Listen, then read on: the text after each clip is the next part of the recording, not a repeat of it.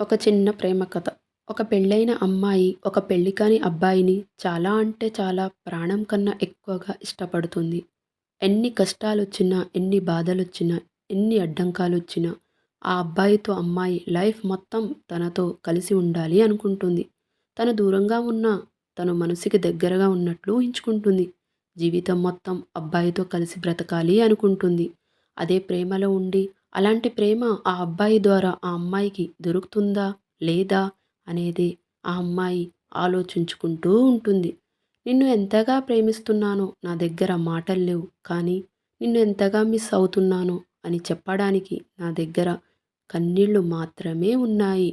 నీకోసం నేను పడే ఆవేదన ఇప్పుడు నీకు అర్థం కాకపోవచ్చు. కానీ ఏదో ఒక రోజు మాత్రం నీకు ఖచ్చితంగా అర్థమవుతుంది. కానీ ఆ సమయానికి మాత్రం నేను ఉంటానో, ఉండనో చెప్పలేను.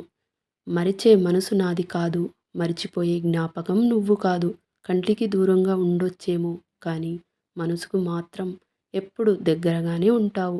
కొందరు నన్ను అడిగారు, ఎందుకు తనంటే అంత ఇష్టమని. అప్పుడు నేను ఇలా అన్నాను, ప్రతిసారి తీసుకునే ఊపిరి మన గుండెకి ప్రాణం పోసినప్పుడు ప్రతి క్షణం నా గుండె చప్పుడు అయినా తను కూడా నా ప్రాణం అని.